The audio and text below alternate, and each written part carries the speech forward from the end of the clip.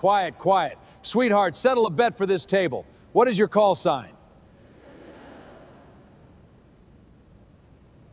That is not a party trick, Admiral. Babe, be nice. Maybe her call sign is +1. No, look at her. She came in costume.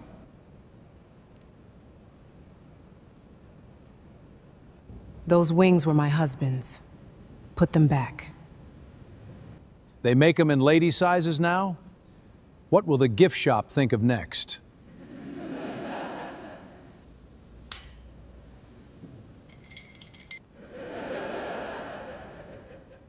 Fish them out before 9 o'clock, Admiral. You will want dry hands at 9. Did she just threaten you? Precious, security, please. You people love a uniform. I understand. But this room is for the men who wore one. Some of us carried the men who wore one. Carried them. In what, honey? A serving tray? Walk her out.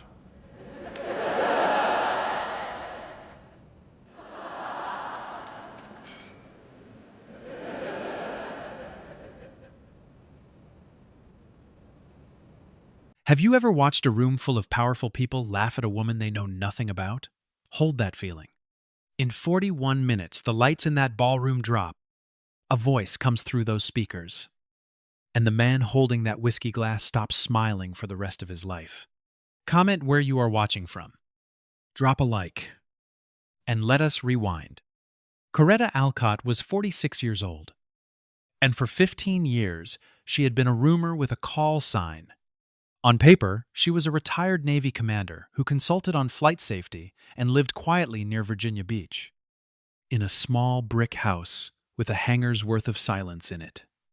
In person, she was the kind of beautiful that made strangers rehearse reasons to talk to her. Tall, unhurried, skin like dark honey in the light, and a gaze that measured everything once and never needed twice. Grocery clerks assumed she had been a model. Neighbors assumed she had been a teacher. Nobody ever assumed the truth, which was exactly how the government preferred it. She had flown Seahawks for the Navy, and flown them well enough that the Navy loaned her out. The middle of her career disappeared into an exchange tour with an Army Special Operations Aviation Task Force. The kind of unit that does not hold press days. The kind whose logbooks go into a vault instead of a scrapbook. When people asked about those years, she said she had moved some cargo around some mountains. Then she asked about their kids. And they forgot they had ever asked at all. The wings pinned over her heart tonight were not hers. Hers lived in a drawer at home. These belonged to Marlin Alcott, a Navy SEAL with an easy laugh and shoulders like a doorway. Handsome, the way a lighthouse is handsome. Built to be looked for. They were married 11 years. He used to press those wings into her palm before every deployment and tell her, "Fly angry. Come home bored." In 2008, he went to Helmand and came home under a flag. And Coretta buried him on a Tuesday and reported to the flight line the following Monday. When the grief did not kill her, the squadron gave the grief a name. Iron Widow. She hated it for a year. Then she flew it into something whole, task forces whispered about. And the name stopped being a wound and became a warning. The invitation had arrived 6 weeks ago on cream cardstock. The Navy requested the honor of her presence at the dedication of a restored aircraft. Tail 614. Her breath had actually stopped at the tail number. 3 digits doing what no man had managed in 15 years. At the bottom of the card sat one line. Easy to miss. A special recognition will be presented at 9 o'clock. She almost said no. She had spent 15 years being nobody in grocery stores and liking it. But that bird was hers. Every patched hole in it. A sentence from the worst and finest night of her life. And a woman ought to attend her own reunion. So she chose the midnight blue gown, pinned Marlin's wings, and drove to Norfolk. The trouble started at the door, the way trouble does in rooms like that. Politely. A captain with matte red lips and a clipboard smile looked at Coretta's invitation, then at Coretta, then back again, as if the two could not possibly belong to each other. Captain Lenore Burton ran protocol for the evening, which meant she decided where people mattered. She was beautiful the way a showroom is beautiful. Everything lit, and nothing lived in. And she wore that red lipstick like a second rank. She read the name Alcott aloud twice, tapped a polished nail down the seating chart, and found it printed beside Table 1. Up front, beneath the flags, 2 chairs from the Secretary of the Navy. Burton decided that was a clerical error. She did not check with anyone. She slid the white place card out of its holder the way you remove a splinter.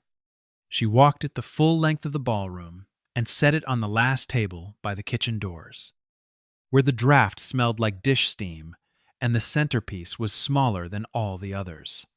"You will be more comfortable here," she said, with the warm smile a cat gives a bird. "It gets very political up front." Coretta looked at the card, then at the captain. Then she sat down without a word, folded the printed program in half, and left one line of it facing up on the tablecloth, where she could see it. 9 o'clock. She unclasped the small gold watch on her wrist and laid it beside the program. Then she settled in to wait, patient as winter, while the ballroom filled with medals and money and men who had no idea what was parked in the middle of the room. At the center of the ballroom, under the chandeliers, Rear Admiral Judson Broderick was holding court beside the roped-off helicopter. And he was telling the story. His story. The one that had paid for half his career. He stood with one polished shoe on the base of a stanchion, silver undercut, gleaming like sheet metal, teeth white as dress gloves. He tapped his academy ring against his glass until a circle of donors and captains tightened around him like a noose being tied out of admiration. Kunar Province, 2011, he said, the way other men say, once upon a time. Operation Copperline. 9 of us pinned in a riverbed with the ammunition nearly gone and the cold coming down off the peaks. I carried 2 of my wounded to the aircraft myself. Rounds snapping past my ear the entire way. He paused where he always paused. He let the silence do its work. And he sipped. And the pilot, Lord, the pilot, old gray beard we called Iron Widow, flew that bird like the devil owed him money. I shared a cigar with the man at Bagram afterward. Never did get his name. Men like that do not leave names. They leave legends. The circle drank it like communion. A hospital executive whispered that she had heard the pilot made 3 passes under fire. Broderick nodded gravely, the way a man nods at his own reflection. 3 passes. He confirmed. I stood in the door and guided him down the last one with a strobe. A young lieutenant, sincere as a Sunday, asked whether he had ever tried to find the pilot afterward. To thank him, the Admiral gazed into the middle distance, letting the chandelier find his good side. Son, men like that do not want to be found, he said. It would be a cruelty to take his mystery from him. I carry his memory instead. It is the least I can do. The circle actually murmured. Somewhere behind them, a champagne cork went off like small arms fire. And he did not flinch. And 2 donors noticed that he did not flinch, which was, of course, the point of the whole performance. 15 years, he had told it. At changes of command, at reunions, at fundraisers where the checkbooks came out while he described the riverbed, the story had grown a cigar.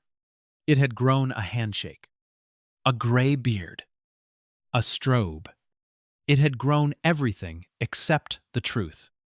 And the truth stood 40 feet away at a table by the kitchen doors, drinking club soda. listening to a man narrate the worst night of her life with himself sitting in her seat. Coretta did not correct him. She turned the small gold watch on the tablecloth so its face caught her eye. 19 minutes past 8. She had waited 15 years. She could carry 41 more minutes in one hand. Marlin used to tell her that patience was just marksmanship, slowed down. And so she breathed the way he taught her. And she watched the Admiral's mouth make a hero of itself. And she waited for the range to close on its own.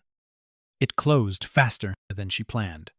Burton, gliding back to Broderick's elbow with her champagne, leaned into his ear and nodded toward the kitchen table. And whatever she murmured made his eyebrows climb with delight.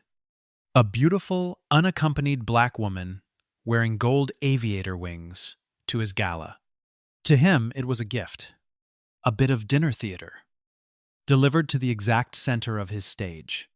He picked up his whiskey, straightened his jacket the way men do before entertainment, and led his entire circle across the floor toward her like weather rolling in. You have already seen what he did with it. But here is what the room could not see. While it was busy laughing, when the Admiral tapped his glass and called her sweetheart and demanded a call sign for a bet, the room saw a party guest being teased. Coretta heard the same voice that had cracked like a boy's on a guard frequency long ago, begging any station to answer. She recognized it the way you recognize a song by its third note. He did not recognize her at all. There had been no reason he would. She had been a helmet and a green glow behind glass to him, a voice made of static and calm. She had been weather he survived. Nobody looks at weather and remembers a face. When he plucked Marlin's wings from her shoulder and held them to the chandelier, the room saw a man inspecting cheap costume jewelry. Coretta saw the last object her husband ever pinned to a living chest, swinging over an inch of bourbon in the fist of a man she had once hauled out of the dark like a sack of mail. And when the wings went into the whiskey, plink, gold drowning in amber, while the table howled, something in her chest went very quiet and very level. The way a cockpit goes quiet when the master caution light comes on and the checklist takes over from the fear. Marlin had pinned those wings on her palm the morning of his last flight out, closed her fingers over them, and kissed her knuckles. Fly angry, he had said. Come home bored. She had worn them to his funeral, to her retirement, and to exactly one party in 15 years. This one. She could have ended the evening with one sentence. She looked at the folded program instead. 9 o'clock. Let him finish. A man who believes he is winning will keep performing. And every performance was being filmed in high definition by the red-lipped captain at his side. Streaming live. Time-stamped. Archived by servers that do not attend galas and do not laugh. So Coretta stood still while the security lead's hand closed on her elbow. She let the room have its fun. 60 seconds. She thought, you have 60 seconds left of this version of your life. Admiral. Spend them loudly. He did. Careful with her. Son. He called after them. Glass raised, wings clinking at the bottom like loose change. She carries people. The laughter chased her the whole length of the ballroom. Past the flags. Past the silent auction and its little gold pens, past table after table of averted eyes, women studying their bread plates, officers discovering fascinating lint on their sleeves, one steward, an older black man balancing a tray of glasses, stepped back to let her pass and lowered his eyes. The shame on his face hurt her worse than the laughter did, because she knew he would carry this home in his chest and say nothing to anyone. Burton followed 6 feet behind with her phone held high like a torch, narrating to her stream in a stage whisper. So this happened. You guys, gatecrasher at the gala, wearing somebody's wings. If you can believe that. Security is handling it. Stay with me. The red dot glowed. The comment count climbed. She angled the lens to catch Coretta's face and got only the back of her head. Chin level, spine straight, gliding toward the doors like a woman leaving a boring meeting rather than a woman being thrown out of the United States Navy's own living room. They passed the helicopter last. Roped off. Spotlit. Gray as a storm front. Its patched holes catching shadow like old scars under makeup. Tail 614. The security lead steered her wide around the velvet rope. And Coretta turned her head and looked at the machine the whole way past. If anyone in that ballroom had been watching her face instead of laughing at her back, they would have seen the single strangest thing of the night. The thrown-out woman smiled at the helicopter. Small and private. The way you smile at an old dog that still knows your step on the porch. The security lead reached for the tall double doors, and the chandeliers went black. One spotlight snapped onto the stage. The band cut off mid-phrase, and the amplified voice of the master of ceremonies rolled through the dark like a tide coming in. Ladies and gentlemen, please find your seats. The 9 o'clock presentation will begin now. 400 chairs rustled at once. The hand on Coretta's elbow hesitated, then loosened. Its owner, suddenly unsure whether escorting someone out of a dark room during the Secretary of the Navy's remarks was a promotion risk. In the hush, Coretta Alcott turned around and faced the stage, and her eyes were already wet and her mouth was already steady, because she alone in that ballroom knew exactly what was about to come through those speakers. The spotlight found a podium, and behind the podium stood the Secretary of the Navy. The guest list that rose to greet her was the waterfront's entire food chain. Fleet commanders and defense executives, 2 governors, an astronaut, and a wall of old frogmen in black tie who still stood like their knees were classified. Every one of them believed they were here for a helicopter. 4 of them, scattered through the dock in their good suits, were about to find out they were here for the pilot. The rest of the room was about to find out right alongside them. Juanita Sherrill did not look like the posters. She was a compact woman in her 60s with a silver bob and reading glasses pushed up into her hair. And she carried the specific stillness of a person who has fired more admirals than she has promoted. Beside the stage, the museum's curator, a round and reverent man named Barnaby Meadows, hovered near a draped easel with white gloves on, vibrating like a kettle about to sing. At table 1, Rear Admiral Judson Broderick settled into his chair and unbuttoned his jacket with the calm of a man arriving at his own coronation. He had told 4 donors already that the 9 o'clock recognition would be about Copperline. Naturally, it would. Tail 614 was the Copperline bird. He was the Copperline officer. He had, in fact, 3 note cards in his breast pocket, in case the secretary asked him to say a few unrehearsed words, which he had rehearsed in the shower for a week. He shot his cuffs, checked the line of his silver undercut in the back of a spoon, and leaned toward the nearest donor with the warm confidence of a man distributing a gift. "Watch this," he murmured. "This part of the evening is going to be special." Beside his bread plate, the whiskey glass sat sweating on the linen. Gold wings still lying at the bottom. Forgotten. The way loose change gets forgotten. Burton slid into the chair beside him, lowered her phone at last, and gave his knee a little congratulatory squeeze under the tablecloth. She had booked the photographer for 2 minutes past 9, positioned to catch the Admiral's humble face at the exact moment of what she assumed would be his tribute. She whispered as much into his ear, and he patted her hand the way you pat a well-trained dog.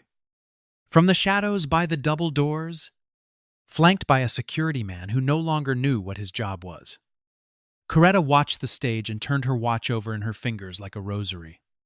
the security lead, to his small credit, had fetched her a chair from somewhere, set it down without meeting her eyes, and then stood beside her, radiating the misery of a man who suspects he has been holding the wrong elbow. She did not sit. The watch ticked past 1 minute to 9, and out on the floor, 400 conversations died at once, the way birdsong dies before weather. "Good evening," Cheryl said, and did not wait for the room to finish settling. Museums restore machines. That is what people think. But a machine is just a story with metal around it. And tonight, the Navy has come to restore a story. She lifted one hand toward the helicopter glowing in the dark. 15 years ago, 9 Americans went into a riverbed in Kunar province and did not expect to come out. The file that explains how they came out anyway was sealed. Some of you have heard pieces of that night, told second-hand and third-hand at dinners like this one. A pause. The secretary looked out at the ballroom over the top of her glasses, slow and deliberate. 1 or 2 careful listeners thought they saw the look stop. Briefly, on table 1, stories have a way of drifting when the file is closed. Details attach themselves to the wrong people. Cigars get added. Tonight the drifting stops. Reading glasses came down out of the silver hair and onto her nose. 14 months ago, that file was declassified, which means that tonight, for the first time in public, we are not going to tell you the story. We are going to play it for you.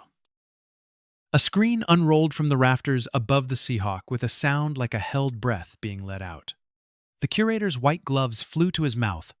The audio engineers brought the house lights to nothing. And 400 of the most powerful people on the East Coast sat in the dark. And out of the speakers, filling the ballroom from marble floor to steel rafter, came the sound of static, then a voice. At table 1, reaching into his breast pocket for his note cards, Rear Admiral Judson Broderick stopped moving. Because the voice was young, and the voice was terrified, and the voice was his. Any station. Any station. Copper Line 6. Actual. We are pinned on the riverbed. We are black on ammo. I have 9 souls, and 3 of them are hit. Somebody talk to me. Please. Somebody talk to me. 26 years old and stripped of every polished thing. The future admiral's voice cracked twice in one sentence, and 400 guests heard it crack, and nobody in the ballroom was chewing anymore. At table 1, the 61-year-old version of that voice sat with his hand frozen inside his breast pocket. Note cards, half drawn. Grin still assembled on his face out of pure muscle memory. The first drop of sweat left his silver undercut and slid down the back of his neck like a cold finger.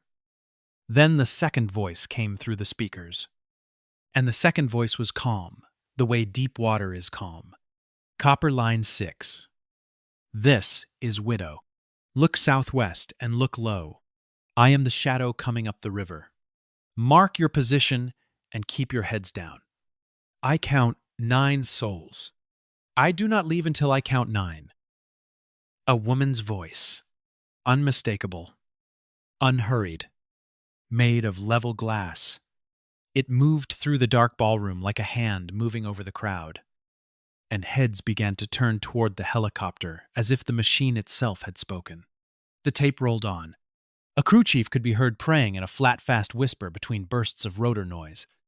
The young Broderick's voice again. Ragged. Screaming over the guns that they were marked. They were marked. Come now.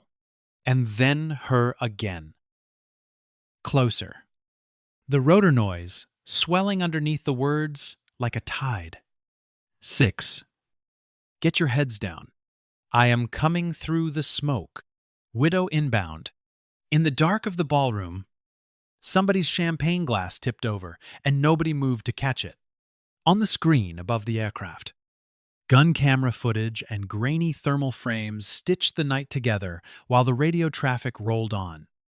And Secretary Cheryl narrated what declassification now allowed. The exchange pilot, a Navy commander flying for an Army task force, inbound low on fuel. Alone. Weathered out of any support. The first pass through crossing fire, 4 souls aboard. The second pass. Rounds through the cockpit glass. A hot sliver of steel through the pilot's shoulder. And the hover held anyway. Boots steady on the pedals while blood filled a flight glove. 4 more souls. Then the last man refusing to leave a body length of open gravel. And the bird coming around a third time. In full dark. 1 engine coughing. Wheels set down in a gap. The crew chief later measured with his arms spread wide. Maintenance counted the holes at Bagram. Cheryl said quietly. They stopped counting at 240. The maintenance officer wrote 1 sentence in the logbook. This should not have flown. She let the room breathe. 9 souls went into that valley. 9 came out. And for 15 years, this Navy let a legend walk around wearing the wrong face. The lights rose halfway, and at the velvet rope beside the helicopter, an old man in a wheelchair put both fists on his armrests and pushed. Leonard Bickham, retired Master Chief, 66 years old. 2 of those 240 holes earned in the metal a yard from his head came up off the chair on locked and shaking arms until he stood, swaying, ball cap already over his heart. He faced not the stage and not the secretary, but the doors at the back of the room. People followed his eyes, 1 table at a time, like a field turning toward the sun. 400 faces swung from the stage to the tall double doors. There, a security man in a black suit stood beside a woman in a midnight blue gown, his hand hovering an inch off her elbow like it had been burned there. The task force never released the pilot's name, Cheryl said. The pilot asked them not to. Some people serve for the story. She served instead. The secretary took off her reading glasses and looked down the length of the ballroom, past the silent auction, past the flags, all the way to the kitchen end of the world, and smiled like a safe door swinging open. But the pilot is in this room tonight. Commander, would you do us the honor? The spotlight swung off the stage and hunted across 400 upturned faces, and found her. Coretta Alcott came down the center of that ballroom the same way she had once come down a riverbed in Kunar province. Low, level, and absolutely unhurried. The security lead's hand fell away like something scalded. Chairs scraped. A murmur rose and broke and rose again.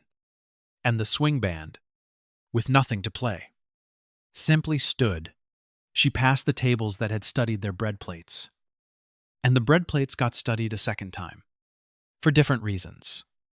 She passed the older black steward with the tray of glasses. And he was not looking at the floor anymore. He had set the tray down on an empty table, and he stood with his shoulders back and his chin up as she went by. She touched his sleeve. Once, without stopping. And whatever passed between them in that half-second belonged to the 2 of them, and always will. She passed the hospital executive, who had whispered about 3 passes, and who was now standing on her chair.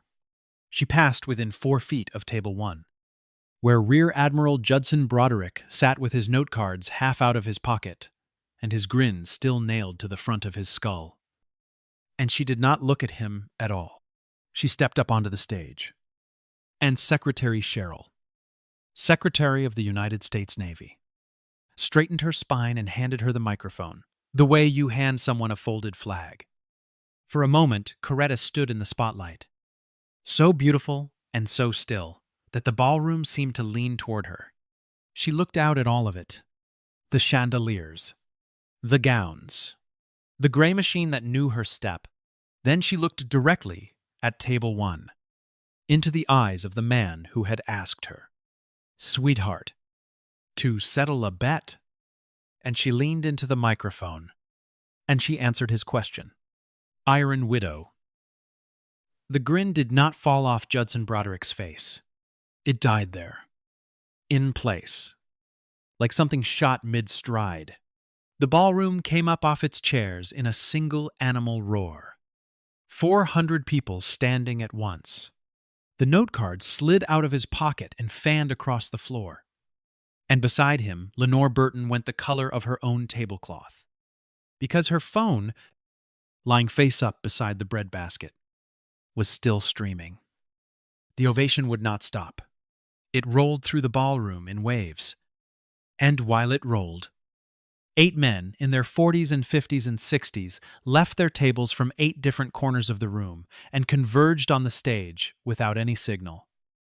The way iron filings find a magnet. The living men of Copperline. 2 had flown in from the West Coast for a dedication. None of them had known the pilot would be here, because none of them had ever known the pilot had a face. They formed up below the stage in a ragged line, some weeping without embarrassment. And one by one they came up and shook her hand, or tried to, and mostly ended up simply holding on. Their wives came up behind them, and their grown sons and daughters. And a knot of humanity formed at the foot of that stage that no seating chart on Earth could have predicted. Leonard Bickham came last, walking, one museum staffer under each arm, because he had decided that this particular distance would be covered on his feet or not at all. He stopped in front of Coretta and looked at her for a long moment, jaw working. When he finally spoke, he did not use the microphone.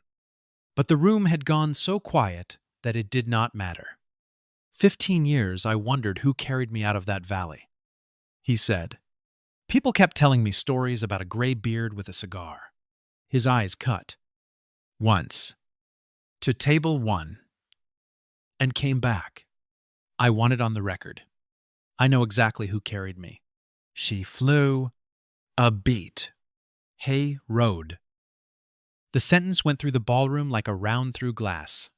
400 heads turned toward table 1 in a single synchronized motion, and found Rear Admiral Judson Broderick sitting very upright and very alone in the middle of his own gala, his circle of donors having drifted, in the way of circles, toward the new center of gravity. The young lieutenant, who had asked about finding the pilot, stood nearest the stage now. And the look he sent back across the room at the Admiral was the look of a man doing an inventory of every dinner he had ever attended. The hospital executive was already recalculating a naming gift in her head. Money is many things, but it is never loyal. And it was exactly then, with the room's full attention on his table, that Secretary Cheryl's gaze snagged on something. She stepped off the stage. She walked to table 1. Unhurried, picked up a heavy crystal whiskey glass from beside the bread plate, and held it up to the chandelier light. At the bottom, under an inch of bourbon, lay a small pair of gold aviator wings. Admiral, she said, into a silence. You could have parked the helicopter in. There appear to be wings in your glass. Burton's stream had captured all of it. Of course, the plink, the howling table, the toast. It was already being clipped and reposted by strangers while she sat there. And the original was still live, still broadcasting to the private command family's page, where several hundred spouses of the Norfolk waterfront had watched the entire evening unfold in real time. Burton realized it in stages, the way you realize a stove is hot. She reached for the phone with both thumbs, and her hands were shaking too hard to end her own broadcast. The stream's final 30 seconds, preserved forever, consist of the tablecloth, her red lips whispering, "Oh no, oh no," and the roar of a standing ovation for the woman she had seated by the kitchen. The comment column was moving like a stock ticker. Near the top of it, posted 11 minutes earlier.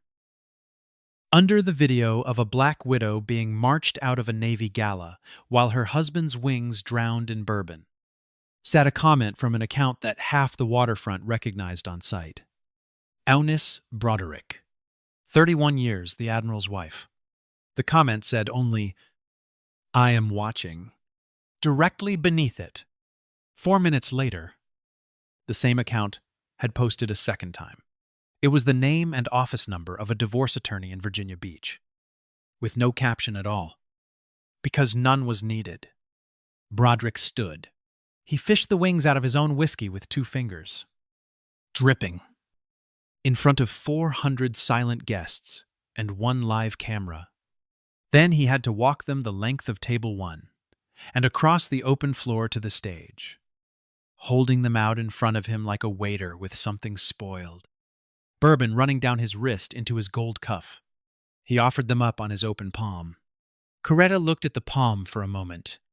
Then she took the wings, wiped them dry with the white pocket square Bickham handed her, and pinned them back over her heart. And a dark spot of bourbon bloomed slowly into the midnight blue of the gown, like a small wound. She never said one word to him. It was worse that way. And everyone in the building knew it. The 9 o'clock recognition, Cheryl announced, returning to the podium, was scheduled before tonight's entertainment. Volunteered itself, a rustle of grim laughter, by direction of the president, and long overdue. The Navy Cross is awarded to Commander Coretta Alcott, United States Navy, retired, for extraordinary heroism in Operation Copperline. The roar came up again. Under it, the secretary crooked 1 finger. And a tall officer detached himself from the staff table and bent close. Commander Thaddeus Bramwell, the secretary's flag aide, a man with a face like a locked filing cabinet. Cheryl spoke without taking her eyes off table 1. The flag nomination file on my desk does not move. Nothing in it moves. And I want every award citation that references Copperline pulled and on my screen by morning. All of them, his especially. Understood, ma'am, Bramwell said. Consider it done. Broderick made 1 attempt. It was, in its way, the bravest thing he did all night. He rose, buttoned his jacket, walked to the foot of the stage with the old parade ground smile reassembled, and pitched his voice for the donors. Madam Secretary, what a night. If I may say a few words about that mission, since I had the privilege of a front row seat.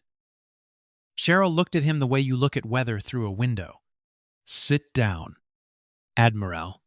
He sat, at a table set for 10, alone, in front of a whiskey glass with nothing at the bottom of it anymore. While the band figured out what to play for a man like that and settled, mercifully, on nothing. The investigation took 11 weeks, which insiders considered fast, and it moved on paper, which everyone considered fitting. The Inspector General did not need to prove what happened in Kunar. The tape had done that. The problem, for Broderick, was what he had signed since. His own award package, from 2012, submitted over his own signature, stated that he had carried 2 wounded teammates to the aircraft under sustained fire. The flight medic's log, sealed alongside everything else and declassified alongside everything else, recorded him boarding on the first pass, unwounded. First man up the ramp of the 4. 8 sworn witness statements agreed. So did the cockpit voice recording, on which he can be heard distinctly from the cabin, screaming at the pilot to lift before the count was done. She counted anyway. 9 souls. The discrepancy between the man on the tape and the man on the citation had a name in the Uniform Code of Military Justice. And the name was False Official Statement. and it sat at the top of a charge sheet that grew 4 more lines by Thanksgiving. Adultery, fraternization, obstruction, for the texts he believed were deleted, and misuse of official position. For the guest list he had ordered pulled, his lawyer tried the only door available. Memory, he argued, is imperfect under fire. Trauma rearranges events. No one should be judged on the fog of a firefight. It was not a terrible argument. And it survived. Right up until the Inspector General's Counsel laid the 2012 citation beside the transcript of 19 separate fundraising speeches, each one adding a new decoration to the story. The cigar, the strobe, the handshake at Bagram that the flight logs proved never happened, because the pilot was in surgery at Bagram, having steel picked out of her shoulder, while the man she saved was, according to the wardroom bar receipts, buying around and accepting toasts. Fog does not improve with rehearsal. Counsel observed. Lies do. Master Chief Bickham's deposition required 40 minutes and 1 sentence. People still quote, "You want to know what he carried out of that valley?" He told the panel, "I will tell you. A grudge against the Count." The clip did its own investigating. 40 million views in 9 days? The internet named it Dry Hands at 9. And strangers in 4 time zones slowed the footage to watch the exact frame where the Grin died. The Navy did not enjoy the coverage. Institutions can forgive a villain, but they cannot forgive a punchline. Recruiters reported, with straight faces, a spike in young women asking about rotary wing aviation. The Navy declined to complain. And then, 2 days before the Board of Inquiry convened, Captain Lenore Burton hired her own lawyer, and the last wall of Judson Broderick's life quietly excused itself from the building. Her sworn statement ran 19 pages. She confirmed the affair. Dates and hotels appended, which converted the whispers into charges. She confirmed that the Admiral had rehearsed the Copper Line story in the car on the way to fundraisers, practicing the pause before the cigar line.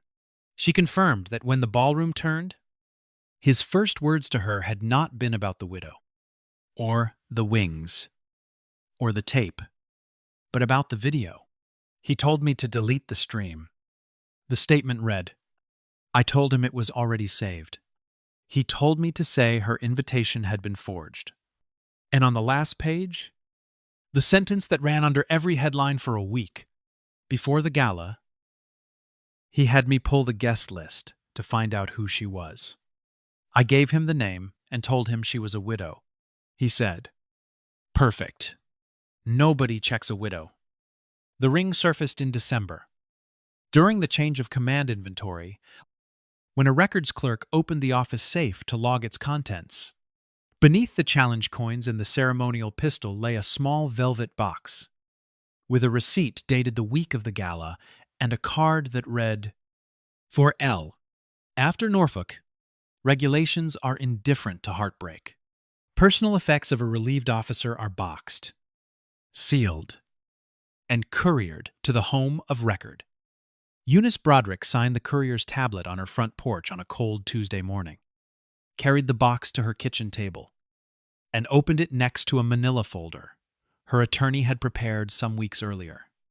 Neighbors report she did not cry. She made coffee, and she filed.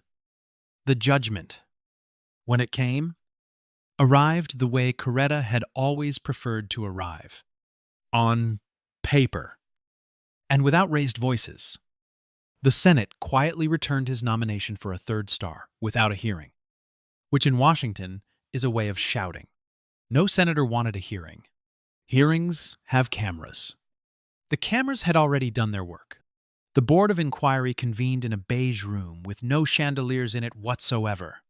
Broderick arrived in dress whites, the undercut freshly bladed, and read a prepared statement about the fog of memory and a lifetime of service.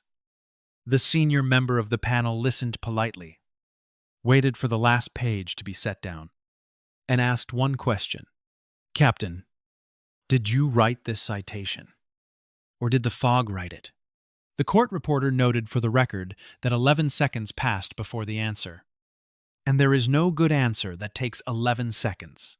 The board found that he had made false official statements, engaged in conduct unbecoming an officer, and brought discredit upon the naval service. And it recommended what boards recommend when the tape is that clean. He was permitted to retire. He was not permitted to retire as an admiral. The grade determination came down in February. The last rank at which his service was found satisfactory was captain. And so Captain Broderick retired, left the waterfront with a smaller pension, a dead nomination, and a name that had become a caption. The museum handled its own housekeeping. He had purchased his placement on the donor wall years earlier. Bronze letters, prominent height. A maintenance crew unbolted the plaque on a gray weekday morning, and the museum mailed it to his home of record, where, presumably, somebody signed for it. The donor office followed up with a form letter thanking him for his years of generosity. Institutions have their own way of saluting. Lenore Burton received a letter of censure, was passed over for promotion in the next cycle, and resigned her commission before the following. One could pass her over again. Her lawyer released a statement observing that mistakes had been made around her. The internet enjoyed that phrasing very much. Her final act in uniform was to certify the protocol records of the gala, including the seating chart, which showed, in her own handwriting, a guest moved from table 1 to the kitchen doors. Eunice Broderick kept the house, took back her family name, and was seen that spring at a garden center, buying hydrangeas, looking 10 years younger. There were smaller endings, too, the kind the cameras never find. The SEAL Reunion Committee removed a keynote listing without comment. A steakhouse off the base quietly took a signed photograph down from its wall of honor. And the manager, a veteran himself, mailed it back, folded, which anyone who has ever handled a photograph will tell you is a choice. Invitations stopped? Washington does not slam doors. It simply stops holding them open. And a man who has spent 30 years walking through held doors discovers, all at once, what everyone else's shoulders are for. Coretta received the Navy Cross in March. In a ceremony, she asked to keep small, and the Navy fought to keep enormous. They compromised.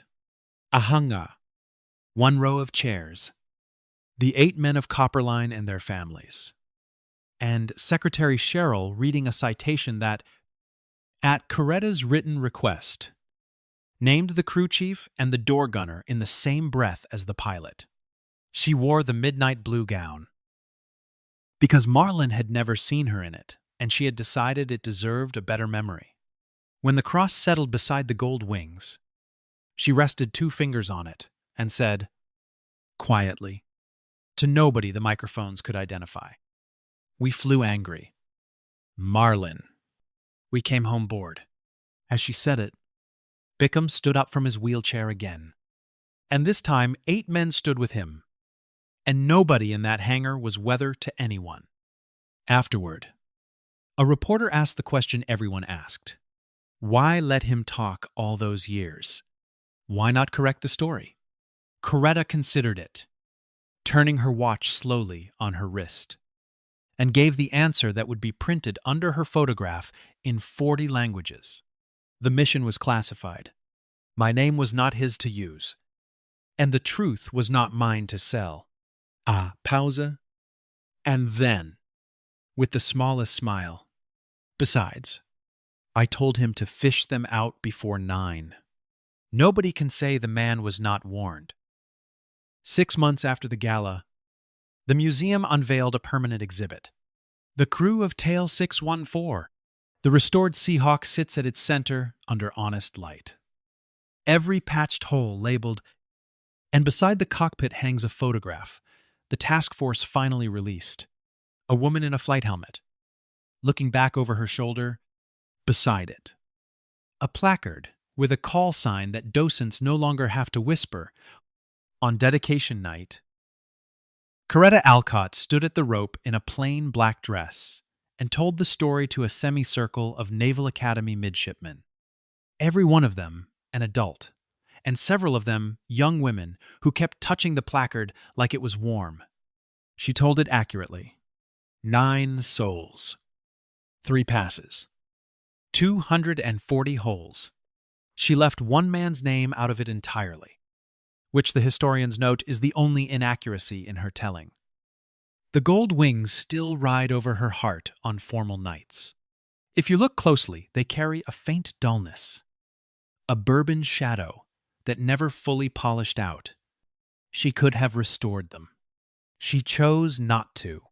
She says the mark reminds her what rooms full of powerful people can do to a name. And what a name, said once, out loud, at exactly 9 o'clock, can do right back. The Navy changed a rule because of her.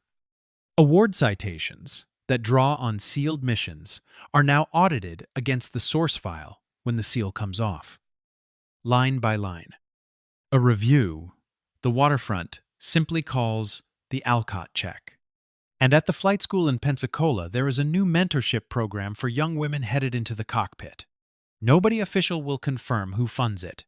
Its name is Widow's Watch, and its first cohort filled in 9 days. Leonard Bickham was at the dedication. Front row, cap over his heart, standing on his own for the length of her remarks. Afterward, the two of them sat by the helicopter, long after the caterers had folded the tables. An old Master Chief and his pilot, laughing quietly at things nobody else will ever be cleared to hear. He calls her Commander. She calls him her ninth. Somewhere in a smaller house across town, a retired captain did not attend. History is careful with rooms like that ballroom. It keeps the laughter, and it keeps the tape, and it always keeps the count. 9 souls in, 9 souls out. 1 Grin. Never recovered.